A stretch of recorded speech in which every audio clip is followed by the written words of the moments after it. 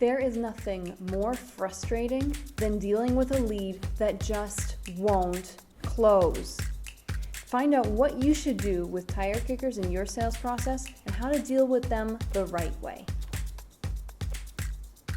The first thing that I wanted to ask you about was this idea of tire kickers in sales, people who just don't seem to ever close the deal. And I was wondering if you had any ideas or things that you do when you come across a prospect like this who just won't move forward. Yeah, it all comes back to asking really great questions about their intentions. If a sales rep isn't asking good questions about the intention of the buyer, then they're not going to sniff it out and this person's going to waste their time.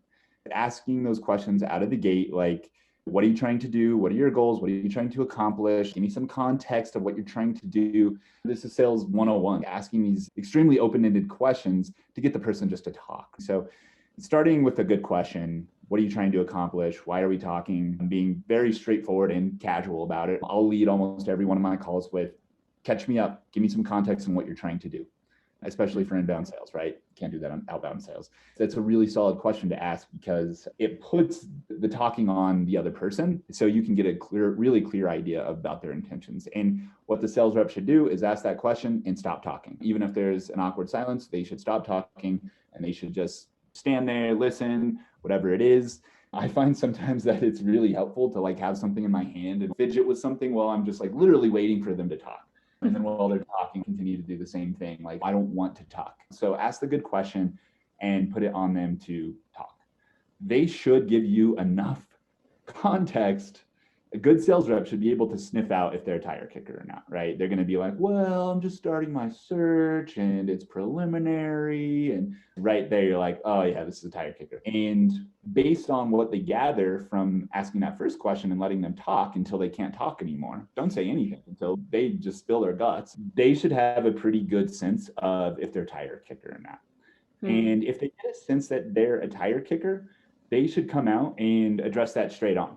Don't call them a tire kicker, but come out and say, hey, this sounds like it's pretty early. It sounds like you're not ready for this project for a couple of months. On this conversation right now, where can I add value to help you along in your decision down the road? Be candid and straightforward. Like, you don't want to waste your time as a sales rep. You don't want to waste their time. You don't want to get dragged into a 45-minute conversation where at the end they say, hey, we're not going to even think about this until 2022. And you're like, oh, so again, ask them that first open-ended question, listening. If you get the sense they're a tire kicker, address it head on. If you still don't have a sense after that first question, reiterate. If it's just like going back and forth and it's wishy-washy and they're asking questions, try and come up with another question that's going to get to the point of their intentions. Maybe along the lines of, okay, it sounds like you've got some really like good ideas and maybe some vision about what you want to do, but when do you actually want to put this into place? Like, when do you want to actually implement and execute on what you're talking about? And that should give you the information that you need. And again, get that information, then say, hey, this sounds like a very preliminary project. What can we do right now on this call to answer your questions and help you forward with this project? A lot of times with that question, a lot of them will kind of realize that they're rambling and just wasting your time. And they'll be like, either, oh, I don't really have anything, I was just curious. And at that point, I would say, okay, great. That's awesome. Totally get that. What's your email address if you don't already have it? I'm going to send over just some resources that can help you digest what we can offer. And then I'm going to make a note on your account for 9 months from now to ping you and see if you're ready. And just get them off the phone, right? Unless they have something very specific. Hey, this is actually what I need to gather right now to see if you're going to be a good fit. And then we can talk 9 months from now if you can fit this criteria. Okay, great. Let's get to that criteria right now. Let's see if we're a good fit. I'll tell you yes or no, and we'll move on with our life.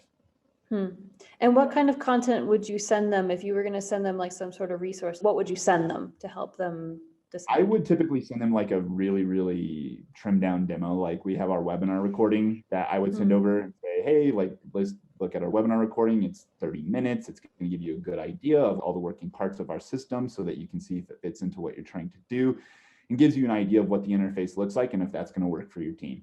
So it's just going to be that 30 minutes. We'll also send over like our help article center and be like, hey, if there's like specific features you want to pick through because you know your boss is going to be asking about them, or you are curious about them because you are the boss, you can go through. Here's our help article center. You can go and pick through those specific features that are important to you and decide if it's a good fit for you.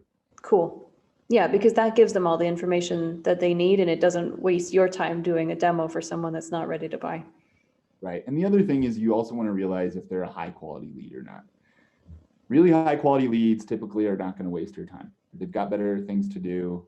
But if it's some person who says, yeah, we've got 10 reps on our team, I'm going to really kind of like pick it up as a sales rep and get the information that I need. Like, is this really 9 months down the road? Is this being put off? Why are you putting it off then? Why don't we just get started? Like, I'm going to start asking more questions about why are you procrastinating? This is a problem today, and try and get the ball rolling. I would say 30% of the time that's going to work. 70% of the time they're just going to say, we're just not doing it this year, but I need to start putting this on my radar.